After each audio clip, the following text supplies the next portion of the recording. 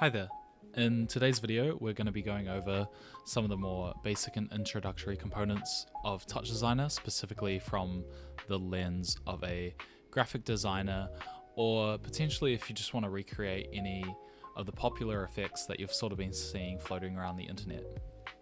A lot of what you have been seeing with these, if I just disable this filter right now, this tracing, or these blob effects, or these displacements, or these time dilation effects are actually really simple, and Touchdesigner is being utilized as a tool by graphic designers across the globe, really, to explore these really cool effects. And I think a lot of people would love to learn how to do that, but are kind of put off by the interface. So basically today, we're not going to be doing a full introductory video. I already have one of those if you want to learn how to use the interface. But we're going to go through each of these components and break them down. And I should mention that this file is available for download on my Patreon. And to use it, you can simply drag and drop your own files into here and then flick through the components, or flick through your images, flick through the components, and then flick through some of the filters at the very end. We're going to break down how they all work today, but not go super into depth on recreating that. But if you want to download this file and play around with it yourself and use it in any way that you want, you're more than welcome to. But hopefully this serves as a good little introductory piece for a lot of people looking to use Touchdesigner. So we'll start off by breaking down how we get our videos into Touchdesigner. And it's really simple. You just sort of drag and drop, and you can do that for images or videos. So you can see here I have a image from an event that I did visuals at, and then a video as well, which has an effect on it right now. Let me actually create a final little input like that, and now we can switch to that, and it will just be the raw video. And essentially the way Touchdesigner works is that it flows from left to right and adds on layers as we go through. And what we're doing here is we have this little switch component, so we can click on this, and I will just make this larger, and we can feed in inputs and then switch between them by hovering over the index, which you can see laid out here. This then gets sent off onto a bunch of different paths, and each of these paths are doing a different effect, which I've grouped and labeled here. I've also included some instructions for components that you should play around with to sort of help understand how this all works. And then they all get processed in this last node here. Well, in the whole thing, but this is the final node before they get fed into this another switch. And then we can switch between the different inputs like here. I'll make sure to rename them before I upload the file so we know which is which.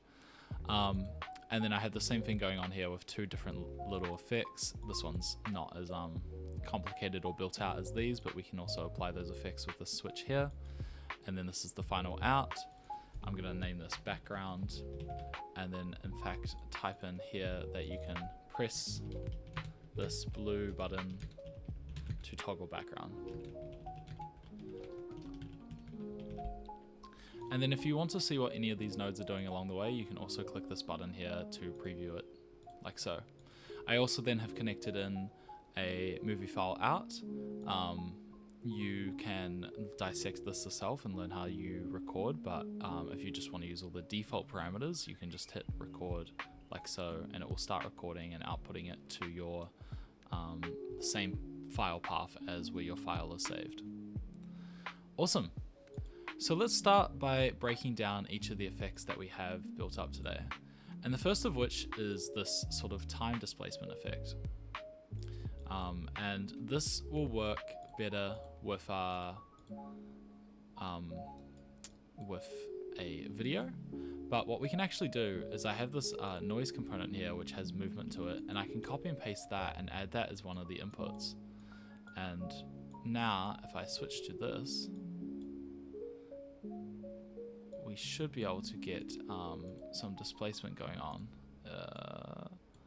but potentially not. Maybe I need to change the transform to output and then input times noise, but I'll fix that up either way. But essentially the way this component works is we define a texture 3D, which is when we switch to a video here, like so. You can see here it's mapping out each of the frames and it's changing bit by bit as it goes through the video. We're then displacing that frame change over a map that we pass in. So by this I mean we have the first input is set to just the video, and that effect looks something like this, where each of the individual parts of the component sort of changes like this, and you get a very glassy effect. But then if we use the switch and go to our next input, which is this vertical ramp here, you can see that the video is displaced in a vertical kind of sense like that. Same with the horizontal map, the radial map here. We can switch to the radial one, and then all of the changes will happen on that radial scale. So it will still be going for the video, but we'll be interpolating frames on the maps that we pass in. And that's a really popular effect. I've seen it being used in posters quite a lot, where they all freeze a lot of this movement and have like very bit mappy movement. And so if you want to play around with that, you can use these components here to lay out your map. You can click on them and go into here and then play around with it like so, and then get different effects. Maybe change the intensity. You can also create your own ones with noise or however you might like. It's based on a white to black scale. So we can see here when we click on the time machine, so the timer, that we have a black offset. We can also obviously change that to be a white offset, and this is by the number of indices. You can change these as well if you want, though, if to get it more specific, whether you do frames, if that's more familiar, or seconds. We'll keep it on indices or index for now. And now when we change the white offset, you can see now it's coming in an outward motion because it's offsetting in the opposite direction. Awesome, so that's pretty much how that timer component works. And again, so this is how we're going to really go through this video today, is just sort of explaining how these effects work, and that way you can input your own videos and then start to play around and understand it a little bit more. The next effect we're going to look at is the displacement. And so the displacement we're using right now is a simple little bit of noise that we're having move around. And you can see what this looks like if I change back to a still video. It'll be a little bit easier. Is like this. So we have a still photo right now, but we have a bit of noise moving around, and it is being displaced against that noise. So if you want to play with the displacement, you can go into the noise here, and then obviously you have all these different parameters. For example, if I were to change, oops, sorry about that. Just try and drag that back down. If I were to change the exponent and drag that up, you can see now we get very, very subtle sort of movements. You can see the amplitude is another thing we can play with. Harmonic spread, if you want to get a much more spread out noise. And then also additionally, we have the actual displacement operator itself. You can see that on the left here, there is a bit of mirroring going on. That's because we have the extend center mirror. If I set that to 0, you can see now that this is the map of the displacement. So it sort of squishes and pulls and stretches the image. And obviously you can't fill in the blank space when we stretch the image too much, so you have to define an extend parameter like mirror. Additionally, if you drag the UV weight in, it will zoom in on the image, which will mean that it can stretch or pull in from across the image. And you can also change the midpoint by changing these values to sort of position it in a position that you like if you want to get rid of the mirroring elements. And that's essentially how to use and play with the displace tool. You can also change the inputs. So you can see here, this is where the inputs of operators are defined. If we changed the displace to instead the second, so the displace against thing to be the same as our input, like that, you can see you can get a really, really cool effect going on here. And now you can just use the displace tool to sort of create a very, very cool sort of look. Again, if you want to do this, you're more than welcome to just copy what I'm doing and use this file. Again, this is also a very simple technique. You don't need to download this file. If you download Touchdesigner, it's completely free, and you can just press tab and then access any of these operators we're talking about today. They're all color coordinated, mostly working with tops, which is our video operators today. Don't feel like you have to download the file, but that's if you just want to play with it yourself. Also, we're not going to be going over any animation or automating today. You can see here, to create this perpetual movement, we have some animation code typed in, but we're not going to save that for another day, or you can see that in another tutorial. Awesome. All right, we've just hit the 10-minute mark, so let's keep pushing forward. Right now we have blob tracking. So blob tracking essentially is very similar, works in a similar way to displacement, where we feed in an original image and then a second image to compare and then draw blobs in, and then we can play with the threshold. If we turn that up, you can see the threshold gets a lot more intense, and then other options in the blob track operator. We have a still image here, so we are actually generating some noise over the image, so that way it randomly tracks like so. But if you have a movie, you can see here I've said you can disable this operator like so, and then you can switch to a movie and it will do automatic blob tracing like that. The reason it does that is because we're using a cache here, so it will intentionally delay the input and then keep track of what is changing between the two, the real frame and then a delayed frame, and then draw the blobs accordingly. And that's essentially how blob tracking works. In the free version of Touchdesigner, you are limited to 2 blobs. I've done a few different tutorials on blob tracking in Touchdesigner. I think you will also notice maybe some effects you've seen where the squares themselves have different images in them or different filters. I've done tutorials specifically on that. It's a bit too in-depth to cover in this one video today. But it's nothing too complicated, so I highly recommend watching those. And I also have files to download on my Patreon. When you subscribe, it's not on a per file basis. You're more than welcome to purchase files individually, but you can also subscribe for a cheaper option and you'll get access to every file I've ever made, and so you can just download effects and play with it like so. So the final effects we're going to look at today is this line tracing effect, and then we'll also talk about some of the post-processing effects that we have as well.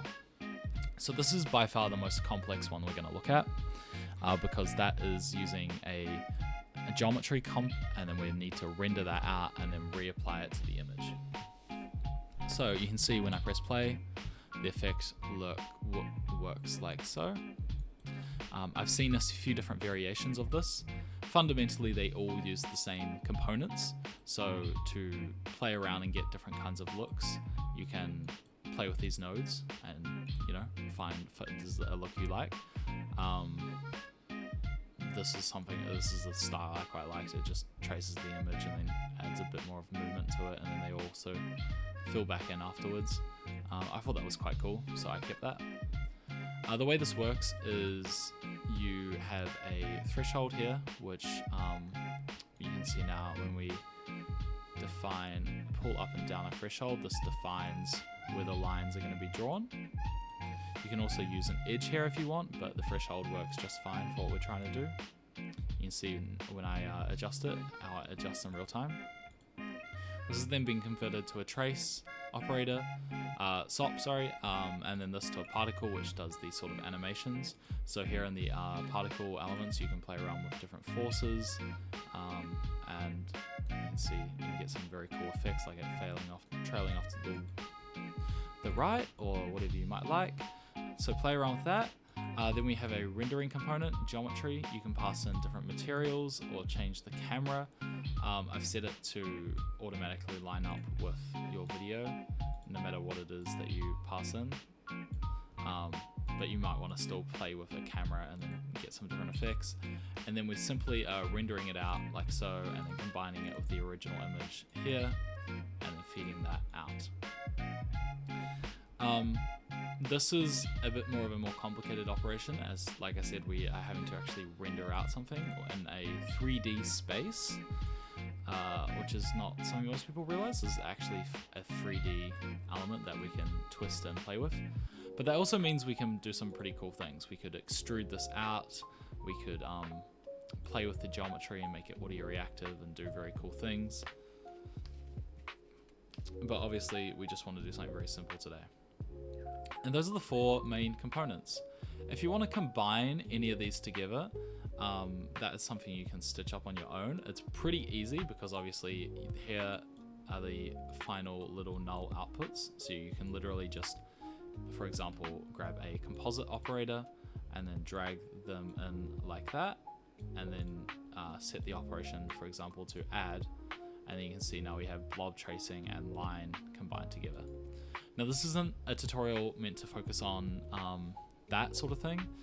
If this tutorial gets good feedback, then I will 100% start to make more tutorials guided at actually creating stuff in Touchdesigner. If there's anything specific like poster work, more graphic design related tools, or more audiovisual effects, please let me know. I'm obviously a very small creator, and currently outputting 1 video a day, so any requests or specific videos that people want go straight to the top of what I want to create, because I obviously just want to create what is the most useful for people out there. But let's push on from that and talk about some of our filters. So if I swap just to the raw video, you can see we have another big switch here, and we have 2 different inputs. Again, I'm gonna name these accordingly. So we have firstly our noise, which is just like a static input. See, a little bit of grain. Actually, it would make more sense to call that grain. So you can play with the grain by changing the level and turning that up. You can maybe play with the black level. You can also play with the composite operation like so, and scroll through different styles and create some very, very cool effects. I'm gonna leave this on the default parameters and leave that up to you. And then additionally we have a displace, and both of these are pulling from this noise operator here. So you can change this noise operator, like if you bring the period up, you can see it's just a simple overlay for the noise. And then for the displace, we sort of get the stained glass effect. You can play with the slope, and you can see here I have the control the strength, and as we turn the strength up, you obviously get a much more displaced look. And again, if you change the period, or if you change the noise parameters like so, that's sort of how you get the different looks, and you can get some very, very cool effects going on in here. And that's basically the whole file. So I hope this was really useful for you guys. I hope this is something that you guys can take and download and play around with and sort of build some really cool things just by playing with the operators. I wanted to build a file / do a tutorial that wasn't so follow this linear path, but more so, hey, here are some of the cool effects that everyone's playing with. Here's a file that has all of them. Plug it in, play with it, learn how it works, and then you'll be able to use that in your own suite of tools. So if this has been helpful, please let me know. If you guys would prefer more direct tutorials about any of these effects, I pretty much have a tutorial on each of these, so feel free to look through. But otherwise, link me, DM me, send me anything specific. People have reached out on Instagram and on Patreon, and I really appreciate it. And you guys, it's great to hear that you guys are enjoying the content and are getting something out of it. I want to keep this all as free and accessible as possible. So I just want to thank you guys for supporting me, and I'm going to leave the video there. See ya.